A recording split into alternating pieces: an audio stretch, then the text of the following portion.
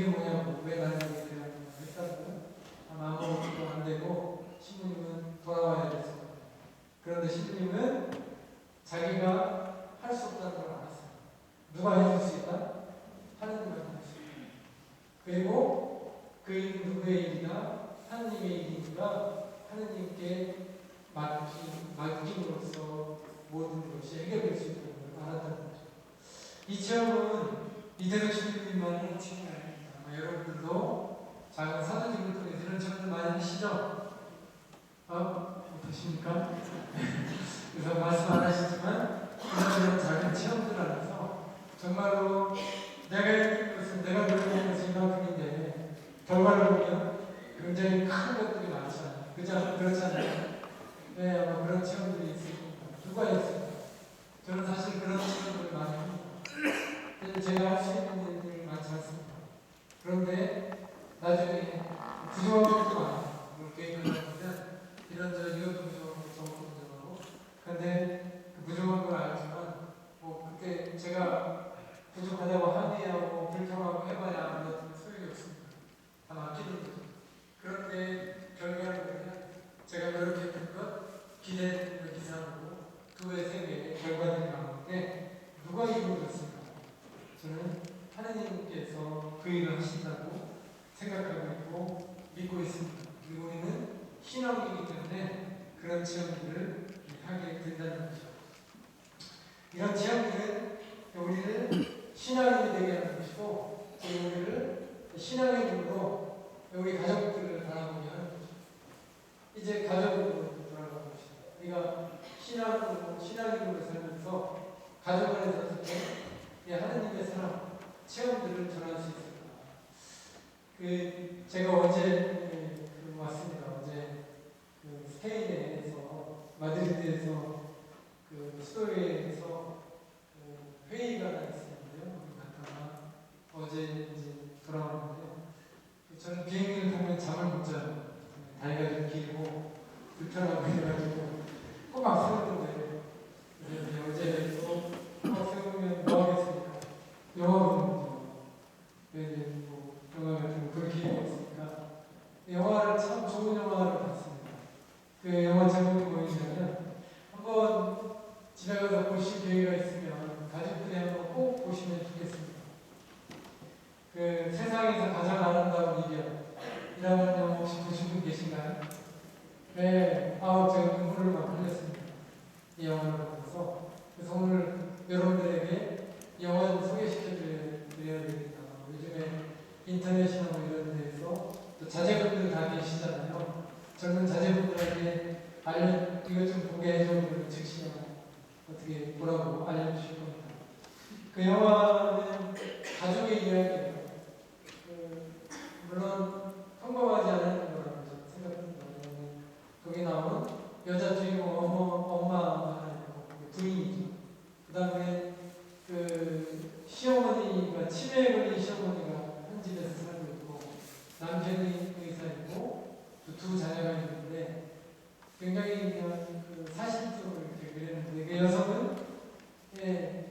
가족들을 위해서 헌신하는 분이었습니다. 헌신하는 분이었는데 어느 날 보니까 암에 걸린 거예요. 남편이 의사인데 그러니까 남편은 사실 아주 좋은 사람인데 자기 부인이 아프다고 했는데 그거 그냥 부인병 이러니까 약 먹으면 낫다 라고 했는데 나중에 봤더니 암이 온몸에 다 퍼졌습니다.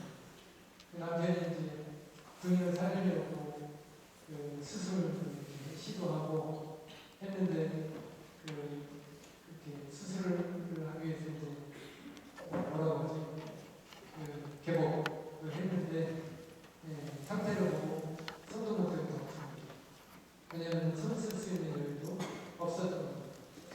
그때까지만 해도 그 가족들은 굉장히 자기 삶을 살기에 바빴습니다. 지금 그런 가족들이 가정에 많이 있는 것 같아요. 그런데 이 여성, 부인의 암을 통해서 헌신적인 삶, 아무도 알아주지 않았던 헌신적인 삶이 이 여인의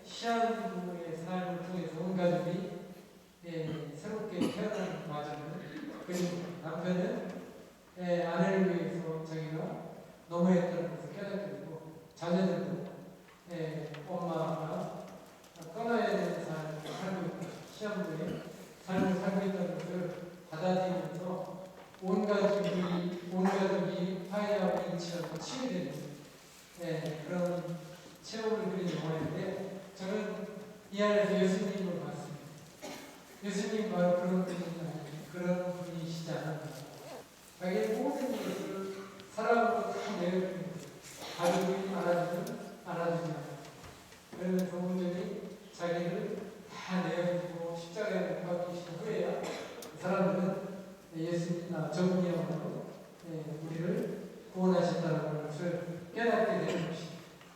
지금 TV나 이런 거에 보면 가장 많이 우리 마음에 와닿는 말들 중에 하나가 뭐죠? 힐링이라고 하는 걸 많이 쓰죠. 힐링 캠프니 힐링 어쩌고저쩌고. 힐링 뭡니까? 치유 아니에요, 치유. 우리에게 좀 진짜 치유는 뭐로부터 올까요? 치유는 사랑으로부터 옵니다. 나를 위해서 모든 것을 내어준 그 엄마, 부인, 바로 그 부인의 그 헌신적인 사랑을 깨닫게 되면서 온 가족이 치유가 되는 거죠. 그래서 우리를 치유하는 것, 무엇이 우리를 치유하는 것? 아스피린 하나로 머리 아픈 것은 나을 수 있지만 마음의 병을 치유할 수 있는 것입니다. 우리 지금 현대를 살아가는 우리에게 가장 중요한 키워드는 바로 사랑이라고 생각합니다. 왜냐하면 이 사랑이 우리 삶을 치유하고 가까이는 우리 가정을 치유합니다. 그런데 이 사랑을 통해서 우리가 진정한 치유의 삶을 살기 위해서는 또다시 겸손으로 돌아갈 수밖에 없다고 저는 그렇게 생각합니다. 우리를 사랑하게 하는 것, 그리고 사랑할 수 있도록 도와주는 것이 바로 겸손이라고 이렇게 생각합니다. 그렇다면 겸손을 왜 해야 되는가? 겸손하게 되면 도대체 무엇을 얻을 수 있는가? 겸손으로부터 나오는 열매를 보면 이것 때문에 우리가 겸손을 가정 안에서 실천해야 된다 하는 것을 좀 깨닫게 되지 않을까 이렇게 생각합니다. 겸손으로부터 오는 첫 번째 열매는 뭐냐면요, 경이로움입니다.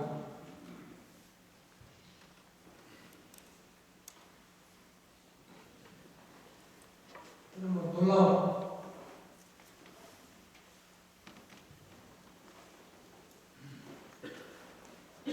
상대에 대한 경이로움과 놀라움을 발견하는 거예요. 그 영화에서 보면 엄마가 그렇게 헌신적으로, 아내가 그렇게 헌신적으로 일하고 있는데 아무도 알아주지 않아요. 그런데 새로운 눈으로 그 부인을 바라보기 시작하니까 놀라움과 경이로움이 그 안에 가득 차 있는 것입니다.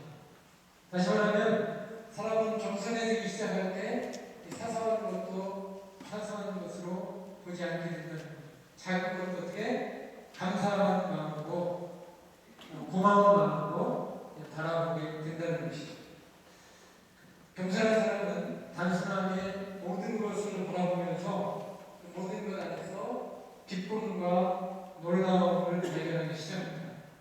그러니까 남편이 겸손해지기 시작하면요, 부인을 이제 어떻게 놀라움으로 바라보기 시작합니다.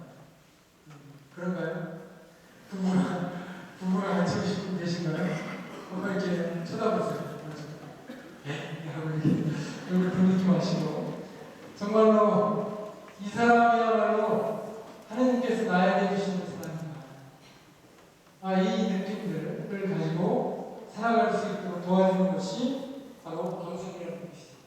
그래서 겸손한 남편은 아내를 놀라움으로 바라보고 그 겸손한 아내는 남편을 놀라움으로 바라보게 됩니다. 하나님께서 나에게 주신 짝이라는 것. 그리고 상대에 대한 어떻게 감사, 그리고 상대에 대한 고마움, 사랑의 마음, 이런 것들이 겸손으로부터 나온다는 거죠. 그 다음에 겸손한 부모님은 누구를 바라보겠어요? 아이들을 경이로움으로 바라보고, 얘가 공부를 잘해야 되고 이런 걸 다 떠나가지고 그것은 구체적인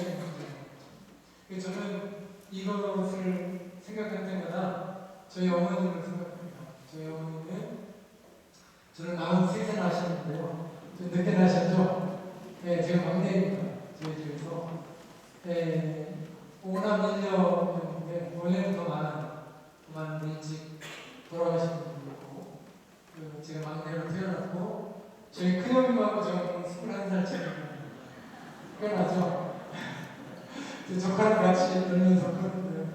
조카하고 장난하면서 이렇게 컸는데, 제가 어렸을 때 저는 그게 참 이상했습니다. 학교에 가면 어머니 오시라고 하면 친구들 엄마는 다 젊은 거예요. 우리 어머니 이상하다. 네. 제 바로 인상하고 저는 11살 차이가 나고, 집에서 뭐 저는 그냥 아나운서로 좀 자랐습니다. 그리고 저희 할머님이 계셨는데, 할머님이 저를 맨날 업고 다니셨어요. 저는 어디 다니는데 어버이라고 가는 줄 알았습니다. 그래서 좀 제 발음이가 누나인데, 누나하고 6살 차이가 나요. 어느 날 초등학교 1학년 때 제가 유치원도 나왔는데 시골에서 유치원 다닐 때 어디 가자고 하는 거예요. 근데 이제 누나하고 둘이 가는데 제가 이제 그때 생각이 나는 거예요. 내가 지금 나보고 걸으라고 하는 거예요. 걸으라고 내가 엄청 고생했었는데, 그래서 기억이 납니다. 결국에는 누님이 저를 업고 갔는데, 왜 저희 어머니가 생각나냐면, 제가 이제 어렸을 때 이렇게 굉장히 뚱뚱했습니다. 그래서 별명이 돼지였는데, 살이 너무나 쪄가지고, 초등학교 때 제 별명이 백돼지예요. 119인데, 배가 너무너무 나와가지고, 학교에서 제일 뚱뚱해가지고 저를 그렇게 불렀는데, 그런 저를 저희 어머니가 무릎에 이렇게 제가 낮잠을 자는 거잖아요. 그러면 이렇게 등을 두들겨 주시잖아요. 그러면서 늘 그런 말씀하세요. 이런 것이 어디서 나왔나? 이런 것이 어디서 나왔나? 그게 무슨 말인가 저는 몰랐습니다. 그런데 제가 신부가 되고 이런 강의를 준비하면서 특히 힘들게 가만히 있으면 그 생각이 나요. 제 어머니가 나를 온 마음으로 사랑하셨더라고요. 경이로움의 표현입니다. 이것이 어디에 나옵니까? 아담과 하와가 만났을 때 내 뼈에서 나온 뼈요, 내 살에서 나온 살이다. 이게 뭐죠? 상대에서는 경이로움을 표현하는 거죠. 부모님도 자식에 대한 경이로움, 이 경이로움을 통해서 자식들을 느끼죠. 엄마가 나를, 아빠가 나를 있는 그대로 사랑했다라는 것을 체험하게 되는 거죠. 이 사랑 체험으로부터 자녀들은 힘이 생기는 거예요. 이 많은 사랑을 받고 자라는 아이들은 어려움이 있으면 어떻게 어려움을 견뎌낼 수 있는 힘이 있습니다. 왜냐하면 사랑이 뒤에서 받쳐주는 힘이 있습니다. 그걸 제가 왜 더욱더 확신하냐면, 저희는 좀 어려운 아이들이라고 생각하잖아요. 엄마 아빠로부터 버림받은 체험을 가지고 있는 아이들이 저희 첫 번째 대상들입니다. 저희 수도의 모든 공동체에 그런 도움이 필요한 아이들이 다 있는데, 그 아이들을 보면 한결같이 좀 안타까운 것 중에 하나가 보면, 조그만 어려운 일이 있잖아요. 금방 좌절합니다. 아이들이 다 포기하고 세상의 나를 또 한 번 무력으로 풀어줍니다. 일반 가정에서 많은 사랑을 받고 자란 아이들은 그걸 버텨내는 힘이 있어요. 왜냐하면 나는 이거 견딜 수 있겠다라고 생각하는데, 사랑받지 못한 아이들은 이 힘이 없습니다. 무슨 말인지 아시겠죠? 그래서 아이들이 쉽게 좌절하고 포기하고 다른 일을 하는 어려운 일을 선택하지 않는 거죠. 그래서 우리가 자녀들 교육할 때 가장 중요한 건, 아이들이 내가 너를 얼마나 사랑하는데, 이 말 많이 하죠, 그죠? 이 말은 충분하지 않습니다. 돈버스 성인은 그렇게 이야기합니다. 사랑하는 것만으로 부족합니다. 아이들이 사랑받고 있다는 것을 느껴요. 무슨 말인지 아시겠죠? 내가 널 얼마나 사랑하는데 라고 해서 누구나 다 할 수 있습니다. 그런데 아이들은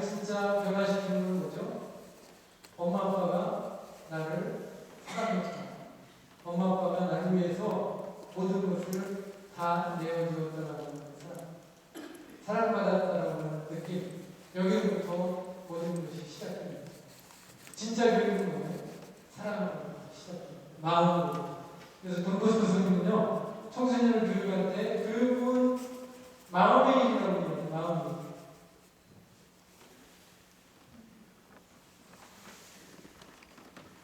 교육은 다른 어떤 것보다도 아이들의 마음을 사로잡는 것으로부터 시작해야 한다라고 이야기합니다.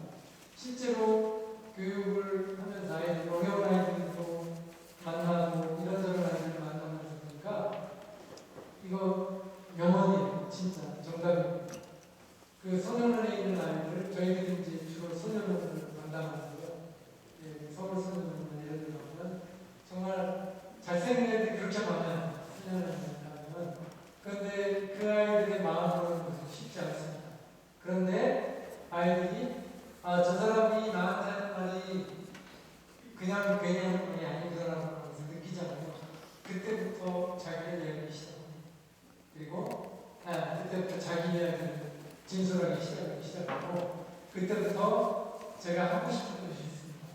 라고 희망과 자기 삶의 비전을 제시하기 시작하는 것이죠. 그래서 가정에서 가장 중요한 것은 이제 이 겸손으로부터 우리가 좀 가정의 분위기를 좀 잡아내야 되는 하나가 상대에 대한 경이로움, 놀라움을 표현하는 그런 삶을 사는 중입니다. 작은 일이라도 감사해야 될 게 얼마나 많습니까? 고마워해야 될 게 얼마나 많습니까? 가정으로서. 우리는 가까이 살고 매일매일 보기 때문에 그런 표현들을 얼마나 하지 않고 사는 것 같습니다. 그래서 더 가정의 분위기가 딱딱해질 수 있고 이제 그런 거죠. 그러나 우리가 상대에 대한 고마움, 경이로움을 통해서 정말 저 사람이 있으니까 저 생각하면서 지금 내 옆에 있는 사람 한 명이 없어졌다고 생각해보십시오.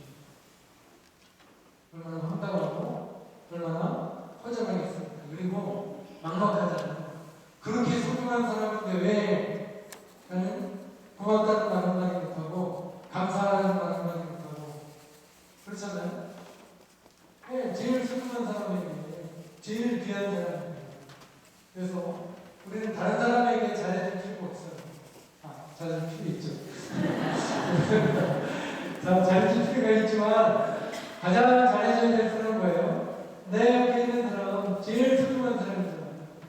우리는 그 사람을 제일 대하지 않을 수 있다는 거죠. 그래서 그 경이로움과 감사의 마음, 놀라움을 가족들에게 표현하면서 청소년의 교육이 시작되고 이런 것들은 다 겸손할 때 우리 마음에서 나오는 것이다.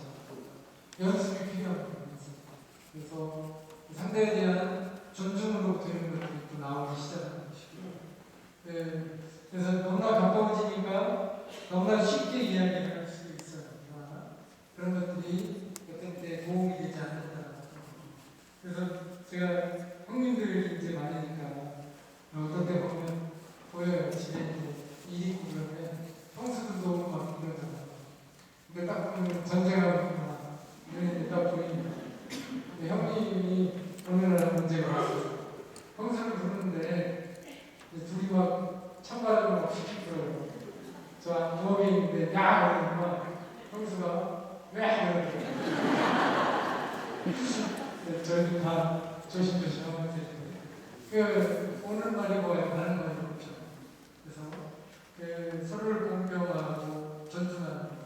이게 이제 우리를 가정의 분위기를 바꿔놓게 되는 거라고 이렇게 생각합니다. 그거는 다 겸손으로부터 시작되는 것이죠. 자, 두 번째는 환영과 환대의 마음. 겸손하게 시작하면 마음으로부터 환영과 환대의 마음이 생기기 시작해요. 환영하고 환대.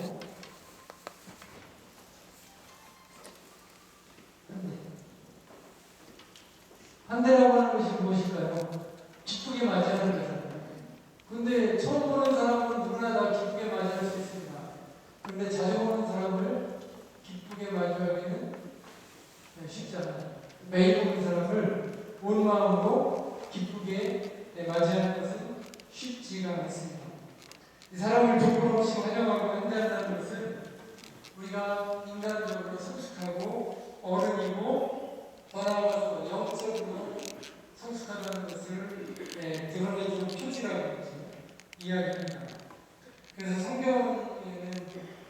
진짜 환대, 사람을 기쁘게 맞이하는 것이 얼마나 중요한가 여기저기에서 예수님의 말씀뿐만 아니라 창세기부터 그런 이야기들이 나옵니다.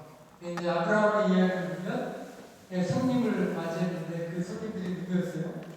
하나님의 천사들이었다. 이런 이야기가 나오잖아요. 낯선 사람을 맞이한다는 것, 온 마음으로 받아들인다는 것, 이건 뭐죠? 그 사람을 그냥 친절하게 대한다는 것뿐만 아니고 그 사람들을 잘 맞이했을 때 뭐예요?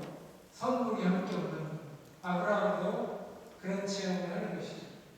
그 사람들이 하느님, 야훼 하느님의 그 사람들이라고 하는 것을 깨닫게 되고 처음에 알고 하는 것이 아니었죠. 그 작은 송아지도 잡고 온 마음으로 대접을 했는데 나중에 뭐예요? 사례가 아이를 낳는다고. 아이를. 아브라함에게 아이는 뭐예요? 가장 중요한 선물이었습니다. 다시 말하면 사람을 마음으로 환영하고 환대하면서 먹어온다는 거죠. 선물이 주어집니다. 그래서 온 마음으로 환대하는 것, 온 마음으로 존중하고 맞아들이는 것을 우리에게 이제 선물을 가져다 준다는 거예요. 우리 민족은 어떻게 보면 현대의 민족이죠. 지금 가족 구조라든가 이런 것들이 바뀌었으니까 지금도 덜하지만 저는 이제 시골에서 사는데 저희 어머니가 매일 아랫목에 밥을 하나씩 퍼놓고 이렇게 덮어놨습니다. 옛날에 그런 거 보신 분 많이 계시죠? 저는 질문을 좀 많이 하는 편인데 어머니한테 이 밥은 누구 밥이냐? 왜 밥을 맨날 여기다 이거는 우리 다 먹었는데 왜 이 밥 하나를 이렇게 묻어놔요? 그랬더니 어머님이 하시는 말씀이 혹시 누가 올지 몰라서 그런 거 있죠, 그죠? 그래서 항상 밥을 하나씩 준비해 놓으셨습니다. 혹시 누군가를 위해서. 그래서 이게 이제 우리 정서 안에 있는 거예요. 이게 뭐예요? 환대와 환영의 정신이라고 이렇게 생각할 수 있는데 이 환대와 환영은 타인을 위해서뿐만 아니라 이제 누구를 위해서 나 자신을 위해서도 중요합니다. 다시 말하면 우리 자신을 이제 온 마음으로 받아들이는 것이 필요하다는 이야기할 수 있습니다. 환영과 환대는 다른 사람들뿐만 아니라 나 자신까지도 있는 그대로 받아들이는 것을 환영과 환대라고 이야기한다는 거죠. 나를 있는 그대로 받아들인다는 것은 나의 장점, 단점 이런 것까지 다 약점까지도 있는 그대로 받아들이는 것이죠. 나이가 들어간다는 것은 뭐예요? 바로 나의 약점까지 이제 내가 이런 사람이라는 것을 인정하고 수긍하고 그것도 나의 힘이다. 근데 사도 바울서만을 읽다 보면 그런 체험을 하게 됩니다. 우리가 가지고 있는 저는 수도자니까 수요일을 성사하고 정기적으로 주고 그런 성사 안에서 명성생활하는 분들 만나면서 보니까 모두가 다 한두 개의 십자가를 걸립니다. 매일매일 넘어지는 걸림들이 사람마다 다 다른 것이 있습니다. 여러분은 그런 것이 있으신가요? 없으신 분도 많이 있으실지 모르겠지만 저도 있습니다. 매일 넘어지는 게 있는데 오늘날 묵상하다 보니까 이게 없을 수 있는 것도 아니고 이것이 선물이다라는 생각이 들었습니다. 왜냐하면 제가 약해지고 나의 걸림돌 때문에 넘어질 때마다 제가 누구한테 그랬습니까? 예수님 앞에서 저를 이제 성찰하게 되는 거예요. 그리고 저의 약점을 인정하고 받아들이고 감사하고 그러면서 저는 이것은 하나님께서 나에게 허락해 주신 것이라고 결론을 얻게 되었습니다. 예수님은 모든 사람에게 뭐라고 그러죠? 자기 십자가를 지고 나를 따라오라고. 남의 십자가 지지 말고 누구 십자가? 내 십자가. 내 십자가를 보는 거예요. 그래서 내 십자가는 예수님께서 허락해 주신 거라고 저는 생각합니다. 사도 바울의 성가를 보면 사도 바울은 나의 약점을 후회하지 않습니다. 나는 오히려 나의 약점을 자랑합니다. 왜냐하면 나는 약점을 통해서 하느님을 만나는 거예요. 하느님을 좀 더 체험하기 때문에.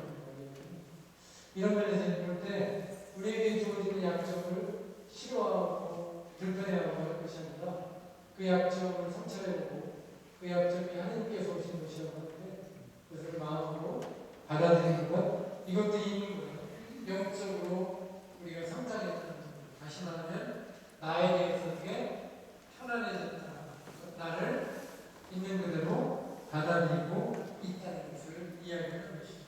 자, 나를 이해하고 나의 약점을 받아들이기 시작하고 나에 대해서 관대하기 시작할 때 어떻게 다른 사람의 약점에 대해서 어떻게 관대해지는 거예요. 과연 나도 그 사람도 저런 약점을 가지고 하나님을 만나고 있겠구나 하면서 그 사람을 위해서 한 번 더 기도할 수 있는 거예요. 자, 우리는 남의 말을 얼마나 많이 합니까? 그렇죠? 예, 그 남의 말을 참 많이 하는 민족이 나에 대해서 이야기해야 되는데 남에 대한 참 많이 해요. 그러나 우리 나 자신을 받아들이고 나를 환영하고 환대하고 깊이 사랑하기 시작할 때 이제 누구에 대해서 이야기하는 것이죠? 나에 대해서. 그래서 다른 사람에 대한 판단 이런 것들을 다 내려놓고 이제 나를 받아들이고 나를 이야기하고 다른 사람을 위해서 기도하는 마음, 이것은 환영과 환대로부터 올 수 있다는 거예요. 이것을 좀 알아두면 참 좋을 것 같습니다. 그러면 어떻게 마음이 편안해지는 거죠. 그리고 가족 가까이 있는 사람들에게 편안한 마음으로 그 사람을 바라보기 시작하는 거예요. 자, 내 아들이라고 해도 나하고 얼마나 차이가 있죠. 자녀분들도 5명이 우리 형제가 5, 물론 누님 딸이 한 명인데 5이 다 다릅니다. 저는 키가 커요. 저희 어머니 아버지는 키가 다 작으시고 저희 같았는데 형님들도 저보다 키가 다 작습니다. 저만 10cm 큰데요. 그래서 어렸을 때부터 저한테 셋째 형이 이렇게 주려고 했는데 주워왔거든요. 주워와서 저희 이제 나이 차이가